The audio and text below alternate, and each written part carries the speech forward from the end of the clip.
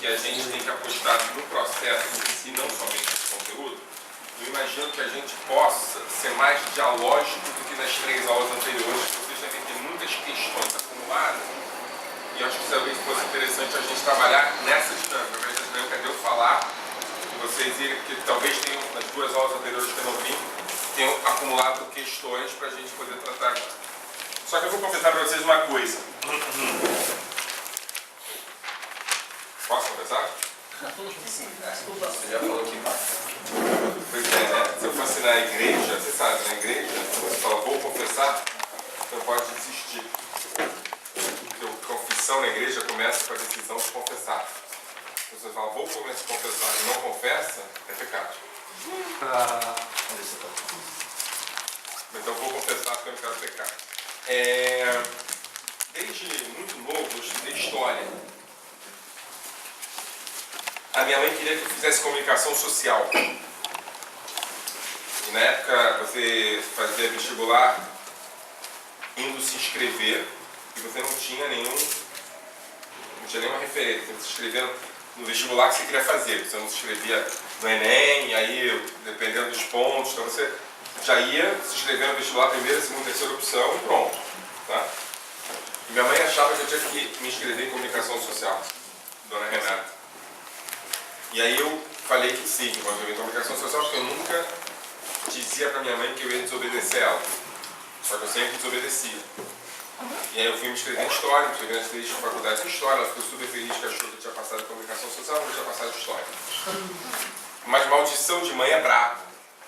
Né? E eu comecei uma carreira nos últimos 2 anos e meio que está afetando a minha percepção de mundo, que é a carreira de cinema. Estou fazendo cinema. O cinema tem 2 referências que são diferentes da história. A relação com a ficção é diferente da história. Eu fiz já um filme, está fazendo um outro filme, está fazendo um 3º filme agora. O primeiro filme é um filme sobre muros, que vale a pena ver de passar aqui. O segundo filme, né, você, teu irmão falou desse filme, eu acho.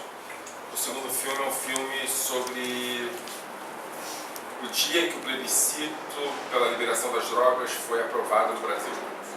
A gente entrevista pessoas numa lógica de documentário a partir da ideia de que houve um plebiscito e foi aprovado. E as pessoas reagem, é muito interessante. Está entrevistando policial, não sei o quê, né? Que é uma coisa completamente maluca para o historiador. Eu estou falando de um plebiscito que não houve como se tivesse havido. Isso afeta a minha leitura em história. Quando eu estou dando aula de história, estudando história, a minha cabeça já está absolutamente mal ajambrada.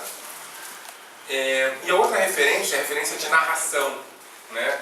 A narração da história é diferente da narração do cinema. Então eu vou começar contando 2 histórias para vocês que tem a ver com narrativa e depois a gente vai abrir para o debate. Tá? Eu prometo para vocês que as 2 histórias são baseadas em fatos reais. Elas não são reais, porque nada que se conta depois de ter acontecido é real. Você contamina o que você conta com a sua percepção. A primeira história aconteceu no ano de 2008, quando eu peguei um táxi em Jerusalém. Né? Eu peguei o táxi em Jerusalém com outra... Alguém de vocês já escutou essa história? Você já escutou, Gabriel? Já. Então é verdade, né? Eu menti 2 vezes.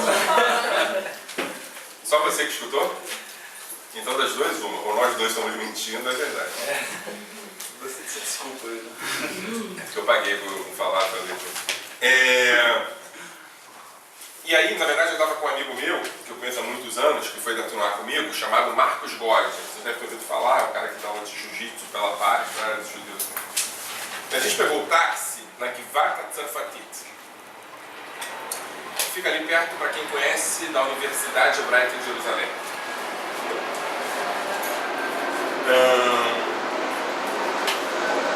Uma das experiências mais interessantes que vocês podem fazer, e que o Uber um pouco atrapalhou, é conversar com o taxista, que é diferente de conversar com o motorista de Uber. O taxista tem uma categoria social consolidada, então ele fala enquanto algo. O motorista de Uber amanhã ele vai voltar a ser o que ele era.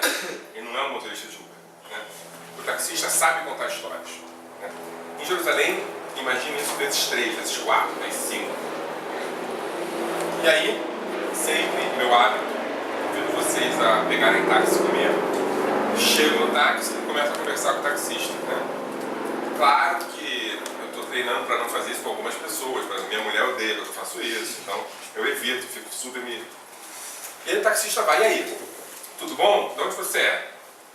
Ele falou, eu sou de um bairro lá, um bairro ali perto de Jerusalém, que na verdade é um campo de refugiados. Tá? E aí eu falei, ah, legal, eu sou daqui, etc e tal. O que você acha do conflito palestino-israelense? Aí ele falou assim, onde é que você está?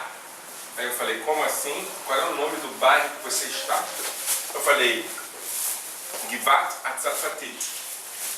Aí ele falou assim, você sabe hebraico? Eu falei, um pouco. O que quer dizer Givat em hebraico? Eu falei, colina. Aí ele falou, eu estou subindo ou descendo a ladeira? Eu falei, descendo. Ele falou, se é uma colina, por que eu estou descendo a ladeira? Porque você está voltando da colina. Ele falou, ok, mas sabe como é o nome desse bairro em árabe? Aí eu falei, não. Ele falou, Wadi Jozi. Ou seja, o mesmo bairro se chama Wadi Jozi, em árabe, e Givat Atzarfatit, em hebraico. São dois lugares chamados por nomes diferentes. Qual é o problema desses dois nomes? É que um nome é colina, Givat, e outro nome é vale, Wadi. Tem uma contradição topográfica aqui. Uma coisa que se chama Givat não pode se chamar Wadi. Há percepções distintas do mesmo lugar. Aí eu falei para ele, tudo bem, é porque o árabe morava no vale, que depois de toda a colina tem um vale. Ele falou assim, pode ser. Taxista filósofo, né? E ele disse o seguinte, olha, como é que é o nome dessa colina? Eu falei, Atzarfatit. Ele falou, você não acha estranho que numa cidade tão antiga quanto Jerusalém, onde teoricamente já houve judeus aonde quer que esteja, o nome se remete a um país que passa a existir no século XVI, Tzarfat, e que sequer na Bíblia está escrito? Por que o nome de uma colina em Jerusalém com tantos nomes bíblicos é Givat Atzarfatit? Eu juro para vocês que eu nunca tinha pensado nisso. E ele falou, o que é Jozi em árabe? Alguém aqui sabe? Dependendo da Alexandra Jozi, não sabe? Dependendo da pronúncia, pode ser duas coisas. Aquela coisa que morde na boca, que quebra, se come Natal, qual é o nome daquilo?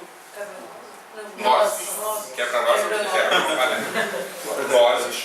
Ou marido. Jozi é marido.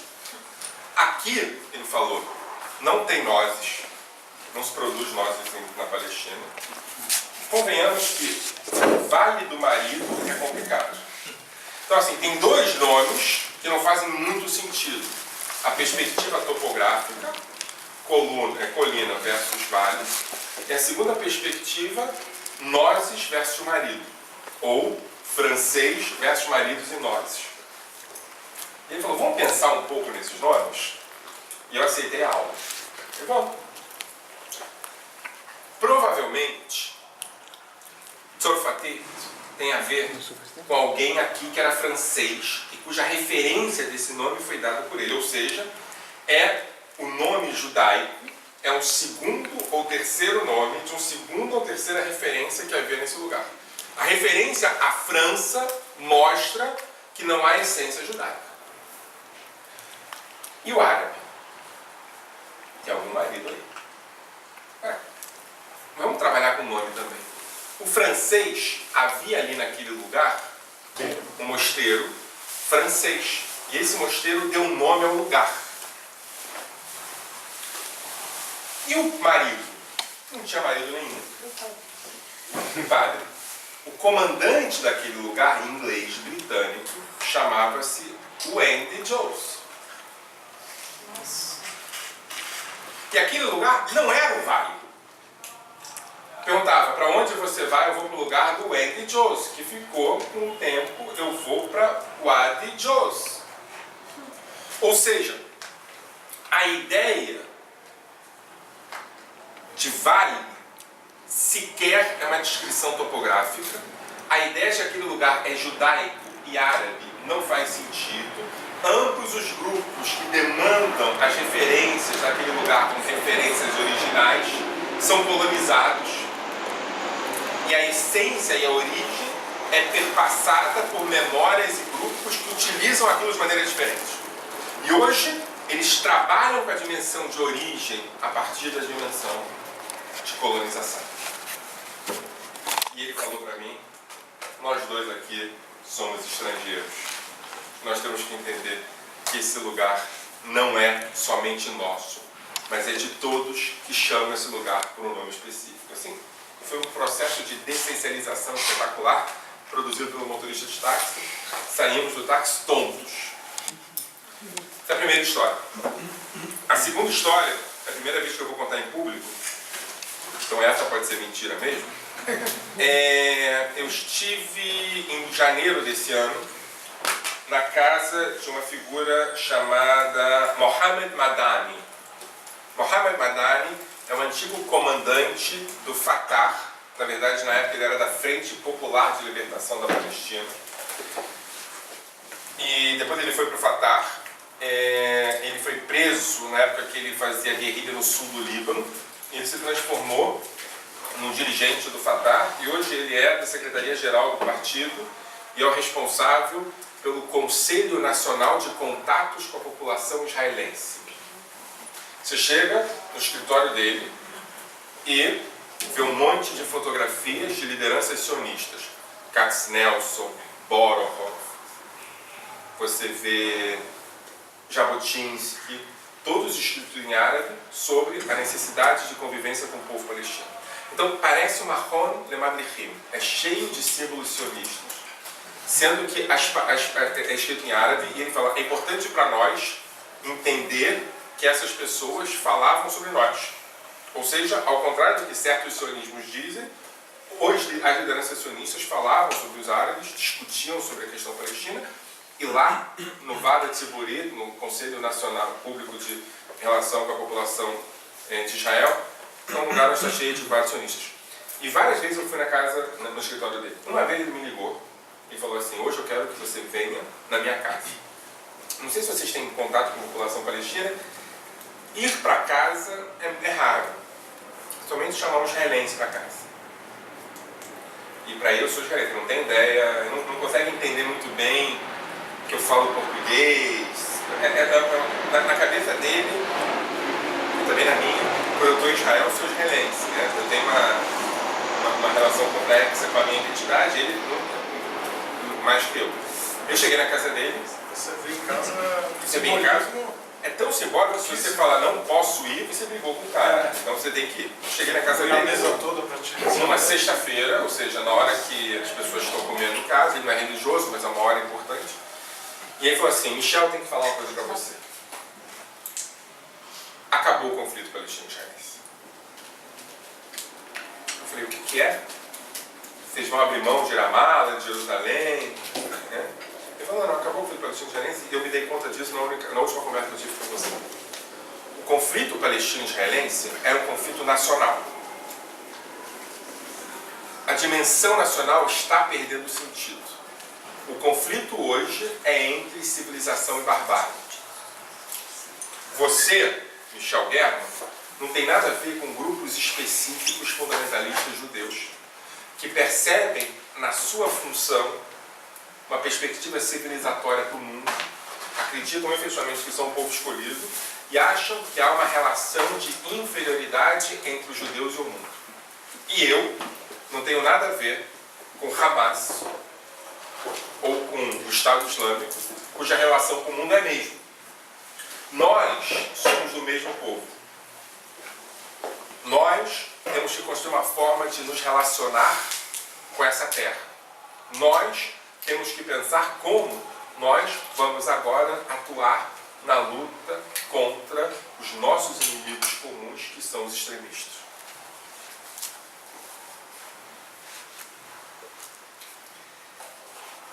Eu falei, fudeu. Informação, eu não sei muito bem o que fazer com ela. E a gente escreveu um manifesto junto, eu e o Mohamed Badan, que vai ser publicado em breve em relação ao conflito palestino-israelense, cujo título é O Fim do Conflito Palestino-Israelense. A barreira contra a barbárie. Eu acho que essas duas histórias caminham para a mesma direção. Mas eu queria escutar de vocês um pouco sobre o que aconteceu nesses últimos encontros. Então eu queria que vocês entendam essas histórias para que eu não influencie tanto vocês.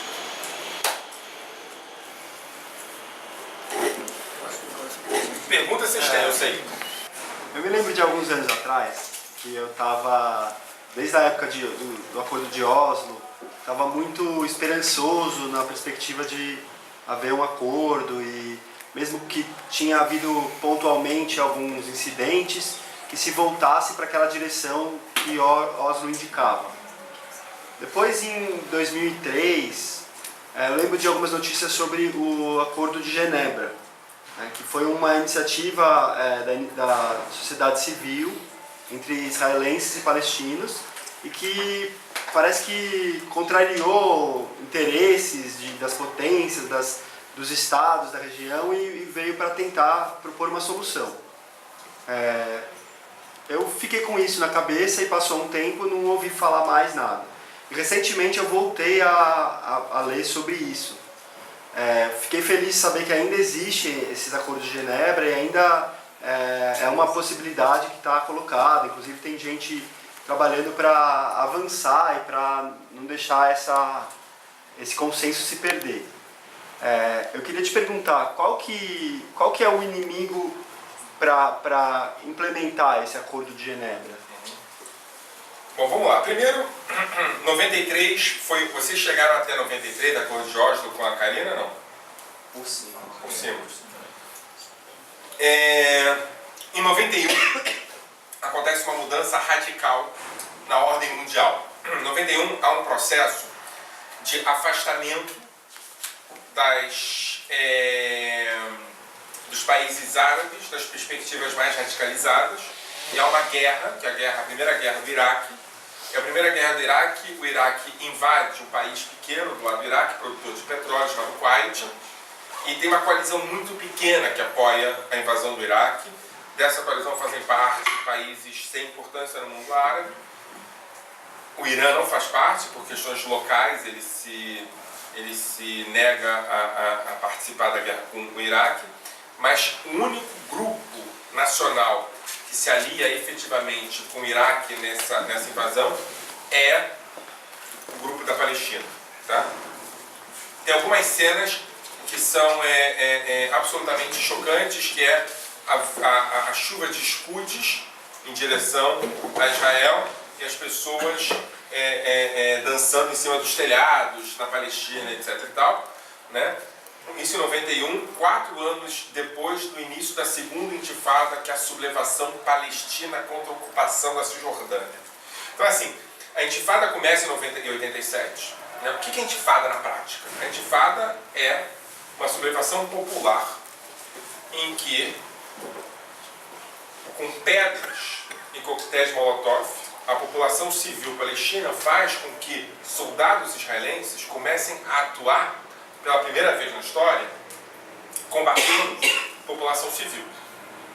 Não sei se vocês entendem o que é soldados altamente armados entrando em vielas pouco asfaltadas ou nada asfaltadas, jogando pessoas contra a parede, levando elas sem mandato de prisão para prisões temporárias, até que elas sejam julgadas. Muitas vezes o julgamento demora horas. Né? A população palestina, a partir de 87, começa a ter uma proporção de população presa, que é a maior população presa do mundo hoje. mais de 30% da população palestina já passou pelas cadeias israelenses. 3 de cada 10 palestinos conhecem uma cadeia israelense por dentro. Tá? Não se pode prender um cidadão israelense abaixo dos 16 anos. A idade mínima para se prender um cidadão palestino é de 12 anos. Ou seja, tem uma realidade muito diferente. A intifada fez com que a população israelense percebesse que alguma coisa tinha que ser feita e que a força não resolveria a questão da ocupação. Mas, se de 87 a 91 a situação israelense ficou insustentável, a partir de 91 a situação palestina ficou insustentável. Porque a população que fez a sublevação da intifada é a população que morava nos territórios ocupados. Arafat, que estava na Tunísia, decidiu, nesse momento,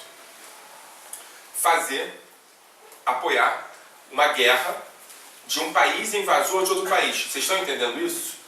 A demanda é o fim da ocupação. O que os palestinos fazem? Apoiam a ocupação do Kuwait. Essa situação isola os palestinos, transforma os palestinos em um grupo odiado no mundo árabe, desqualifica e deslegitima os palestinos e enfraquece a intifada. Das duas, o Arafat é um gênio, porque conseguiu, de uma maneira ou de outra, fazer com que os acordos de Oslo fossem possíveis, ou o Arafat cometeu o maior erro da sua carreira política, que não foram poucos. Não é?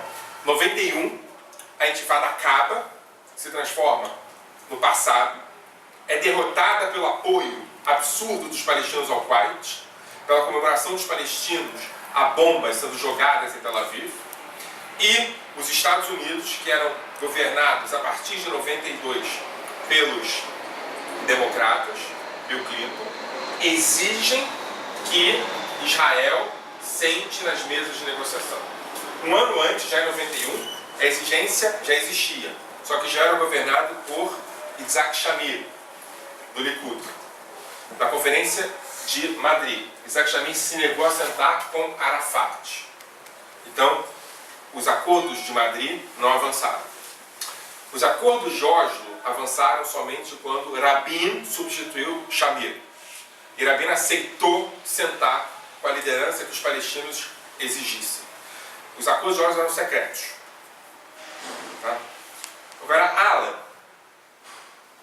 Os acordos de Oslo, em última instância, decidiram que, no primeiro momento, haveria autonomia palestina em Jericó, em Gaza, e essa autonomia cresceria em várias cidades, dividindo as cidades em autônomas palestinas, relativamente autônomas palestinas, ou em ocupação. Zonas A, B e C. E eu não sou de relações internacionais. E eu acho que a gente poderia dar uma aula de relações internacionais aqui, explicando isso, aquilo, outro, e eu ia provar para vocês que um lado está certo, o lado está certo, e vocês iam ficar felizes, porque vocês iam chegar em casa sem perguntas nenhuma, iam dormir felizes, acordar amanhã, escovar o dente e dizer que resolvi o problema palestino-israelense. O problema é que eu não acredito em respostas, mesmo. Qual é a grande sacada dos acordos de Oslo? Esqueçam as questões práticas dos acordos internacionais. O que os acordos de Oslo, como por exemplo os acordos da Irlanda do Norte, como por exemplo o acordo com os bascos, como por exemplo o acordo com os catalães que não aconteceu, qual é a grande sacada desses acordos como o acordo de Oslo? O que eles produzem de mais revolucionário? Ideias. Hã? Ideias. Que ideias? Pô? Ele abre uma esperança, entendeu? Você propõe, você legitimiza uma ideia que você quer nova. Qual a ideia? Você está parecendo aqueles meus alunos que escrevem uma resposta que serve para qualquer Não, coisa. ele é tipo, mas é o clássico. Né? Ideia. Ele conhece o nacionalismo positivo. É um reconhecimento mútuo. Vamos transformar isso em categoria? Ele cria uma referência, né, do que é o ideal. Categoria. Ele abre um canal de diálogo. Categoria, não é categoria ainda. O que você quer dizer com a Categoria é aquela coisa que eu vou falar e falar, é aquela coisa que chama tudo isso que vocês estão falando a partir de um nome que eu vou, por exemplo, falar para vocês. Isso tem a ver com, vou dar um exemplo, ok? Que eu já falei sobre isso na aula que eu dei aqui. Democracia. Democracia. Não preciso explicar para vocês que Cuba é democrático ou não? Né? Aí eu falo, ou seja, resolve o meu problema, vocês acham que resolve o de vocês, né? Qual é a categoria que vocês estão falando? Todos vocês falaram. Bilateralismo. Não, bilateralismo é outra categoria. Já não é essa. Diálogo. Diálogo não é uma categoria, é uma descrição de realidade. Negociação. Nacionalismo é uma categoria, mas não é isso. Negociação. Negociação é um método. Aula de política. Acordo é uma categoria, mas não é essa. Acordo produziu o quê? Reconhecimento. Mútuo. Pactuação. Um compromisso. Gente, é maneiro isso, né? Pacto. Hã? Pacto. Não, tudo isso vocês têm razão. Já estão entrando em categorias que são inclusive, adequadas. Mas tem uma categoria que tem a ver com diálogo, tem a ver com negociação, tem a ver com pacto, tem a ver com acordo, que é narrativa. Tem uma narrativa, tem um reconhecimento de uma narrativa aqui, que é o seguinte: durante anos, os palestinos desconhecem a narrativa israelense, dizem ela não é legítima. Os israelenses desconhecem a narrativa palestina, dizem ela não é legítima. Em última instância, os palestinos dizem não existe Israel, já é uma invenção do colonialismo europeu. Apesar da sociedade israelense existir, apesar de haver uma língua que se fala em Israel, uma cultura que se fala em Israel, uma bandeira israelense, né? Apesar de você não precisar muito perguntar o que significa ser israelense, você percebe isso, eles diziam que Israel não existia. Da mesma maneira, do lado de cá, se dizia que os palestinos não existiam. Apesar de uma cultura palestina, de uma língua palestina, de uma bandeira palestina, de um hino palestino, de uma culinária palestina, de uma dança palestina, vocês não sabem, há uma dança palestina, né, chamada Debka, que é a comida palestina, que é diferente dos outros lugares. Não, a Débora é árabe. A Debka é do Levante árabe, tá? Mas ela é produzida a partir da lógica de que Jerusalém cria a Débka para o mundo árabe. A narrativa, e eu não vou discutir se ela é essencialmente palestina ou não, porque eu acredito em essência só de baunilha. Mas, essência de baunilha. Mas na narrativa árabe, levantina, a Débka é palestina. Se a Débka é palestina na narrativa do século XIX, para mim já é suficiente. Entende o que eu quero dizer? Eu não vou discutir se dança israeli é uma versão da dança romena do século XVI. Mas ela é reconhecida como árabe. Você está inteirado. Eu sei pouco de muito e... Não, como é que é? Eu sei pouco de muito, nada de muito. Sei lá. Entendeu? Muito de pouco e nada de muito. Não, porque tem esse debate, né, sobre dança israeli, se é israeli ou não. Né? Eu acho legal esse debate, porque o debate não faz sentido nenhum. Pode falar à vontade, né? Pode feijoada é brasileira ou é africana, candomblé, nasceu no não sei aonde, eu não sei. É tudo besteira. Nada. Qual é a diferença do candomblé cubano com o candomblé brasileiro? Sabe esse debate? A Cuba diz que o candomblé é deles. E o Brasil diz que o candomblé é dele. O candomblé nasceu no Brasil e tem uma coisa chamada candomblé em Cuba. Tem uma disputa entre candomblé e candomblé. Eu uma vez estava numa reunião com esses caras e falei, pô, o problema é acento, né? É a mesma coisa. Se você vai para o Maranhão, o candomblé é completamente diferente do candomblé do Rio de Janeiro. Ou seja, a essência só existe baunilha mesmo, tá? Mas no nacionalismo ela é importante. E o que acontece nos acordos de Oslo? Os palestinos falam, Israel existe, Israel fala, os palestinos existem. Isso é o grande avanço, Alan. É um avanço radical. É um avanço que faz um shift, faz uma modificação que nunca mais coloca a possibilidade efetiva de desconhecer o outro. Não dá. A partir do momento que você olha e fala, você existe, não dá para falar, você não existe mais. Tá? O contrário não é verdade. A partir do momento que você desconhece o outro, a dialética de desconhecimento é trágico. Ou seja, quando você diz que você não é humano, a possibilidade de destruir existe. A possibilidade da dialética inversa, dizer você é humano, eu nunca mais vou te destruir, porque é meu compromisso é não destruir o humano. Né? A dialética do fascismo é inversa a essa. A dialética do acordo é uma dialética de compromisso com o outro. Eu não posso fingir, como Levinas diz, que o outro não tem olho. Porque o olhar do outro afeta a mim como o meu olhar afeta o outro. Então, quando você olha o outro, você fala assim, o outro existe.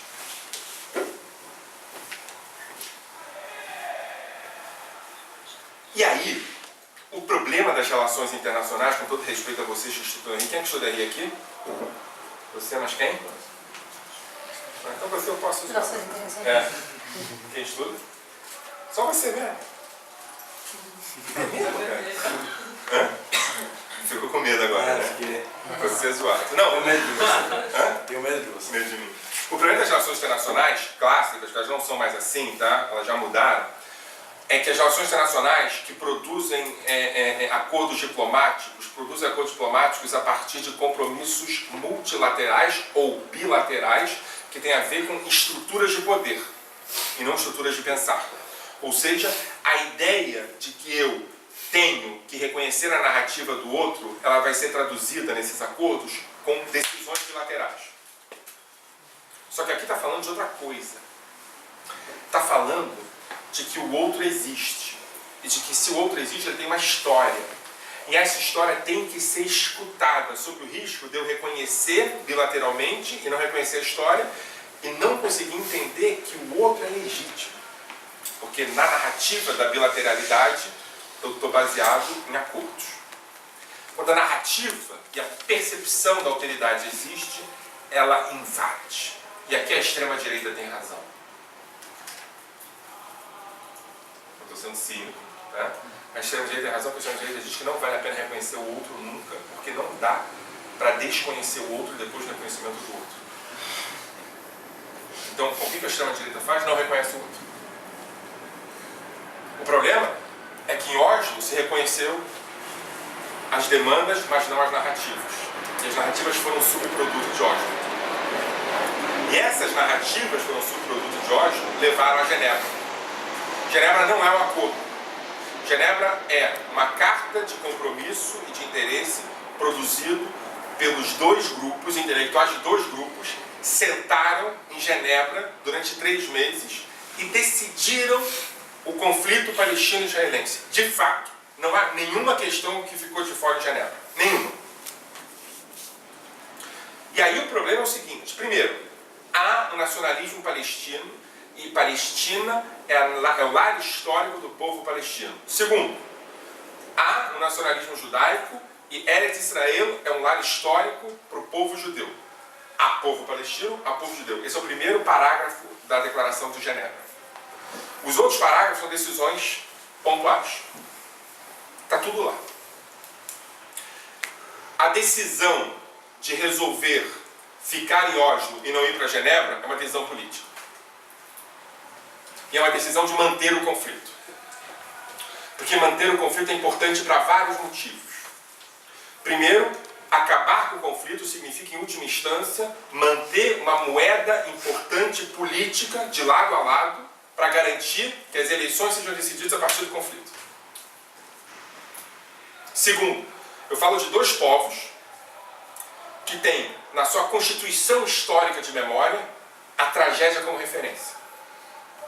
Se eu decido que a partir de hoje a Nakba está superada e a diáspora, o Shoah, está superado, em nome de uma vida em conjunto, eu vou estar abrindo mão de um recurso de economia histórica que eu não sei o que vai substituí-lo. Terceiro, há contradições entre os palestinos e entre os israelenses que têm uma potencialidade explosiva maior do que o conflito. Diga-se de passagem, a gente está vendo o que acontece quando um país decide se passar a limpo. Eu não estou me referindo ao Sérgio Moro, estou me referindo à democracia racial. Já falou sobre isso no anterior. Esse debate é um debate que levou a outros debates no Brasil. Cientistas políticos importantes já estão escrevendo sobre isso. G7 Souza é um deles, vale a pena entender o que está sendo. Está complicado. Ele fala isso, quer dizer, o Brasil falou assim, peraí, tem racismo aqui. Tem racismo aqui porque tem escravidão, a escravidão não foi superada. Quando isso acontece, lá para os anos 2000, isso vai levar a um processo de desconstrução e reconstrução nacional que a gente não sabe o que vai acontecer em outubro. A gente não tem a mínima ideia. A ideia do final do conflito palestino-israelense, e não a ideia do Mohamed Khatami, a ideia de você decidir que há duas nações e nacionalmente elas têm que decidir, vai abrir problemas que a gente sabe do lado israelense quais são, do lado palestino são basicamente os mesmos, de contradições internas que a gente não sabe onde vai chegar. Vai se produzir uma nova elite política em cada grupo. O que vai acontecer com o Bibi? O que vai acontecer com a esquerda sionista, que fala dia e noite que tem que terminar a ocupação? E depois que terminar a ocupação, qual vai ser o ponto? Ou seja, há um arranjo político, equilíbrio, uma decisão política absolutamente bem definida, que coloca as elites políticas olhando umas para as outras e mantendo o seu lugar de elite política. Você está entendendo, Alan? Genebra quebra isso. A pergunta é o seguinte: onde é que vai parar o debate sobre religião e Estado em Israel? Onde é que vai parar o debate sobre corrupção na autoridade palestina? Onde é que vai parar o debate sobre recrutamento universal de jovens judeus em Israel? Não tem mais guerra. Como é que você vai discutir com os haredim sobre isso? Você está entendendo? Eu estou estudando coisas. E essa ideia do horizonte depois do conflito faz com que os dois grupos se apaixonem pelo conflito. Sim. Eu não sei se eu acredito muito nisso, mas não é isso que eu ia falar. Mas Em que você não acredita? nesse clamor pelo conflito, assim, que o conflito é a solução. Né? Ah. Não sei. Né? Porque Eu não disse conflito é a solução. para esses grupos. O final do Para conflito esses é um grupos. problema. É diferente Mas do- sempre, qualquer coisa é um problema. Né? Ninguém sabe o que vai acontecer. Depois da porta, ninguém sabe o que tem depois da porta. Então mantém a porta. E tem várias portas. Não, mas existem várias portas que foram abertas também. Várias. Hoje não é delas. Né? Mas o que eu queria falar é o seguinte: na aula passada, você colocou sobre o nacionalismo palestino, que foi, inclusive, o congresso deles foi 2 anos depois do nosso, alguma coisa assim, né? Eu me lembro que eu perguntei das fronteiras, você falou, não importa, mas na época a Palestina era com a Jordânia.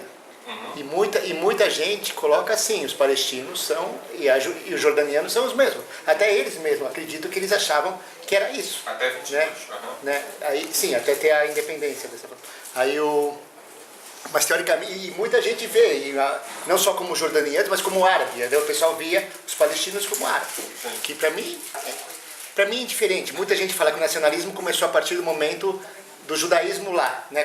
Aí começou o problema palestino e o nacionalismo palestino. Não importa, tinha gente lá, tem que resolver o problema com essa gente lá se eles não são. Isso é minha visão. Assim, então não importa se tem ou não tem, isso na minha opinião. Existe o povo, não importa se começou lá atrás, se tem uma história longa, uma história pequena, tá lá, tá entendendo? Tá lá e tem que ser resolvido, porque... Como em tudo na vida, né? Se você atende ontem heterossexual e a partir de hoje você virar homossexual, você não é legítimo? Exatamente. Você está entendendo a questão? A questão é a autodefinição. Se você consolida a força para se definir de maneira, de novo, o que você é, se até anteontem eu era de esquerda, a partir de hoje eu sou de direita. E pensa em qualquer coisa, tá? Se até anteontem eu acreditava em Deus, a partir de hoje eu sou ateu, não é legítimo? Ou seja, a ideia de definições gerais é uma ideia autoritária. Tá? E pegue onde você quiser o início do movimento palestino. Tá?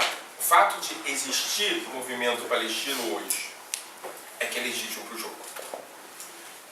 Não, isso é outra coisinha. E você acha que Sharon, quando saiu de Gaza, por exemplo, ele já esperava isso, na verdade? Ele já esperava essa retaliação? Ou ele achava realmente que eles iam ser autônomos, iam começar a construir alguma coisa? Gente, a minha única questão é metodológica aqui. Eu não sei se você... Assim, a gente está indo de lugares para lugares, né?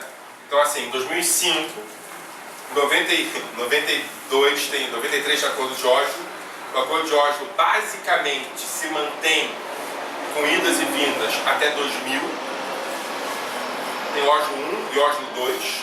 Oslo 2, você avança em direção a acordos econômicos efetivos e a decisão efetiva de desmilitarização do Hamas, produzida pelo Arafat, e de congelamento absoluto dos assentamentos na Cisjordânia e início da retirada de alguns assentamentos, não acontece. O que eu quero dizer?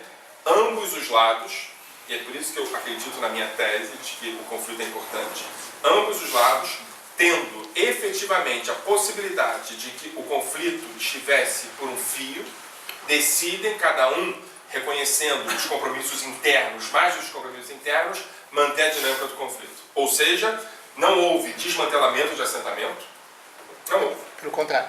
Pelo contrário, não houve congelamento e Hamas não foi desmilitarizado e não houve efetivamente aquilo que quase houve do lado sionista na década de 40, que é uma guerra civil palestina. Ou seja, a demanda sionista era que Arafat atacasse Hamas e não fez isso. Na Alta Helena, né? Hã? Na Alta Na Alta Helena, em 47, que o Ben-Gurion atacou os jabotinsky, ou os revisionistas.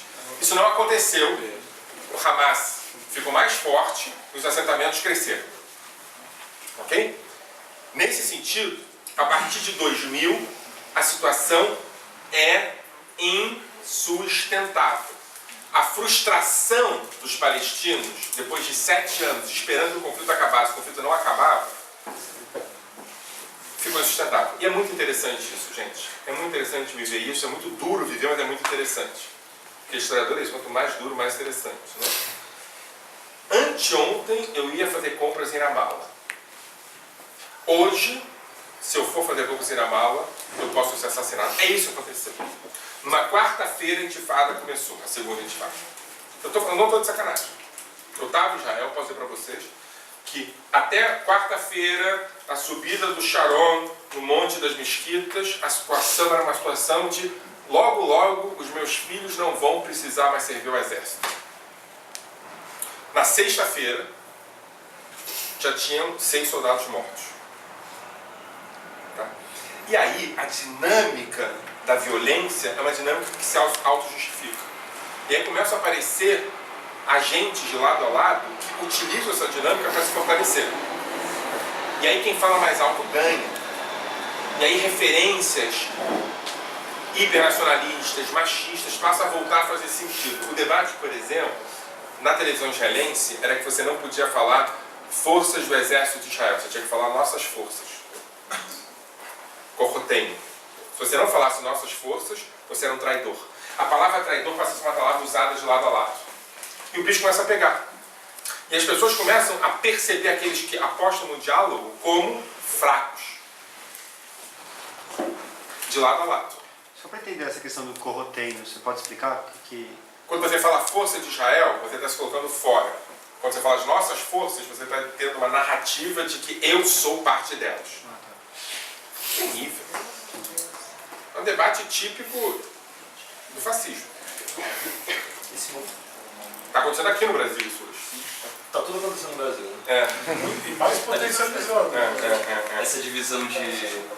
O Amos Oz falou isso, né? Que a divisão do nosso tempo não é direita e esquerda, mas é entre os abertos e fechados ao diálogo, né? Os democratas e os autoritários. Mohamed Khatami está se sentando com o Amos Oz toda semana. Tá? A gente está numa fase muito interessante e trágica, porque um lado ganha, outro lado ganha. Mas se um lado ganhar, a gente não vai poder mais falar sobre isso nunca mais, tá? Então, é verdade, no mundo, a gente está numa situação de quebra civilizatória, né? Rosa Luxemburgo falava socialismo ou barbárie. A gente tem que pensar em outra coisa, porque o socialismo já não está no horizonte, então a gente tem que pensar em outra coisa.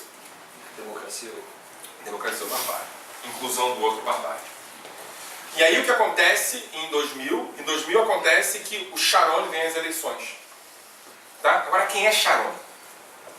Isso é fantástico, né? Quem é Sharon? Sharon foi o ministro da Defesa de Israel na Segunda Guerra do Líbano. Tá? Além da questão palestina, tem uma questão mal resolvida em Israel, que é o Líbano. Tá? A Jordânia não é mal resolvida. A Jordânia é um reino autoritário e autocrático que já negocia com o rei e decide o que acontece com a Jordânia. O Egito é uma república autoritária e, tirando a época da guerra lá da Primavera Árabe, Israel sempre se deu bem com o Líbano porque discutia, mesmo quando estava em guerra, Egito. o Egito discutia com as lideranças e resolvia os problemas. A Síria não é um problema. É só do né? A Síria não tem no mesmo colado, porque a Síria, o Israel sabe que a Síria é guerra ou não paz.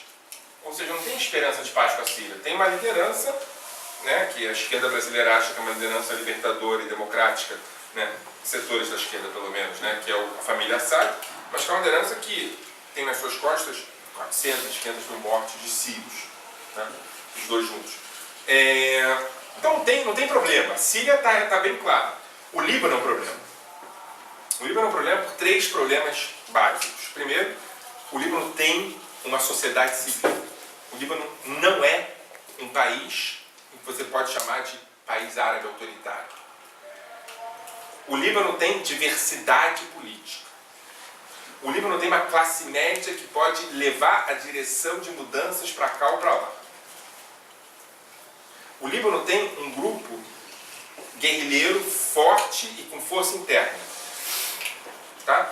E o outro problema, o último problema, que é um problema que a extrema-direita não sabe lidar bem com ele, o Líbano tem uma população cristã muito forte. E nas narrativas doces da extrema-direita, da imaginação lírica da extrema-direita, os cristãos são aliados. Qualquer cristão, na narrativa lírica da extrema-direita, eu estou falando da direita, os cristãos são aliados. O que significa isso? Há um conflito de civilizações, o problema são os muçulmanos. O Líbano se acha cristão, então vamos tirar os muçulmanos e resolver o problema do Líbano. O que Sharon fez em 82? Tomou uma decisão muito sábia. Ele leu um livro e falou: o livro está dizendo o que eu tenho que fazer, eu vou seguir o livro. É um livro produzido pela Escola de Chicago, dizendo que a alternativa à paz no Oriente Médio é uma paz entre Líbano e Israel. Tem alguns problemas. O primeiro problema é que a maioria da população do Líbano não queria paz. Então, o que se faz com isso? Se tira o governo do Líbano, que é um governo autoritário, porque os muçulmanos são todos autoritários, coloca o governo cristão, que é um governo mais democrático, os cristãos são democráticos, e a gente passa a fazer aliança e acordos com o governo cristão do Líbano. Tá? Isso estava no livro. O problema é que a realidade era diferente um pouco. Tá? Mas a realidade a gente... Né? Quando que foi isso? Hã? Quando que foi isso? 81 e 82. Era um livro? É um livro de propostas de políticas de intervenção no Oriente Médio. O primeiro problema é o seguinte: não, o Líbano não era um país não democrático, tinha possibilidade de sociedade civil. O segundo problema é que não podia se tirar um governo e colocar outro, porque tinha base social para esse governo. O terceiro problema fundamental é que os cristãos não eram exatamente fofos que andavam pelo campo tirando flores e botando na boca. Tá?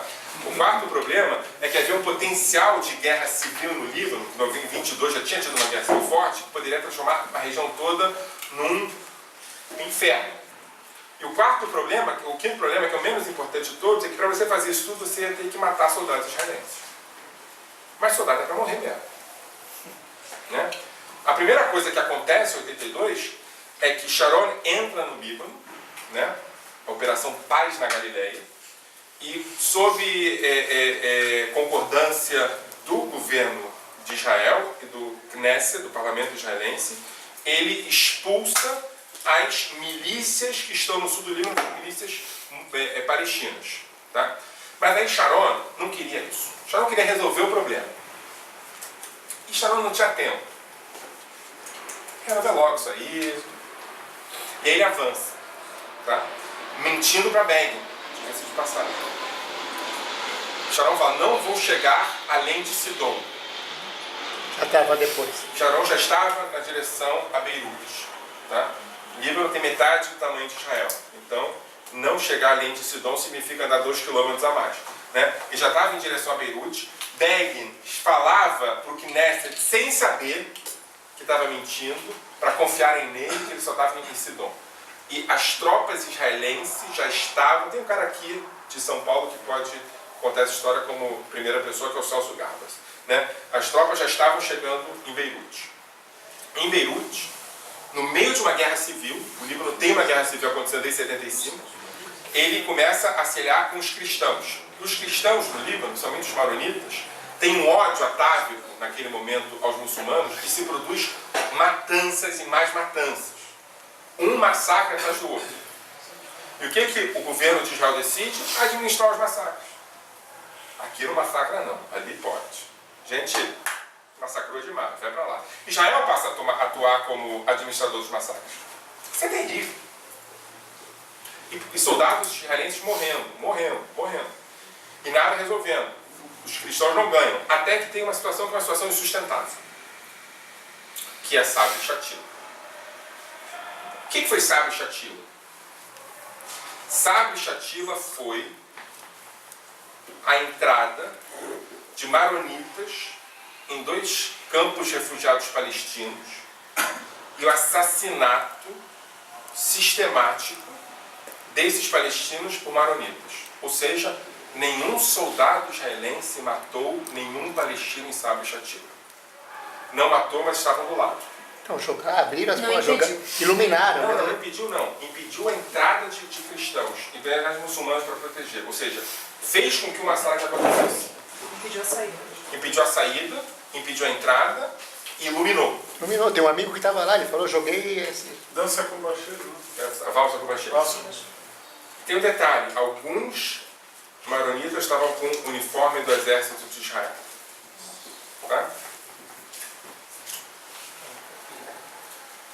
Soldados israelenses saem de Sabra e Shatila, deserdam aos milhares, e cruzam a fronteira de volta. Vão para Tel Aviv. Acontece uma manifestação em Tel Aviv de 250 mil pessoas, ou seja, a população de Tel Aviv toda. Soldados recém-vindos da guerra, uniformizados. Olha o tamanho dessa confusão, olha o tamanho da sociedade civil israelense. E falam, nós não podemos dar a mão à barbárie. Os 2 foram punidos, Sharon e Begin. Quando dizem que Israel não é uma democracia, eu sempre me lembro disso. Né? Comissão Kahan. Os caras foram punidos. A punição de Sharon foi mais grave. Ele não poderia ser indicado para nenhum cargo público a partir de então.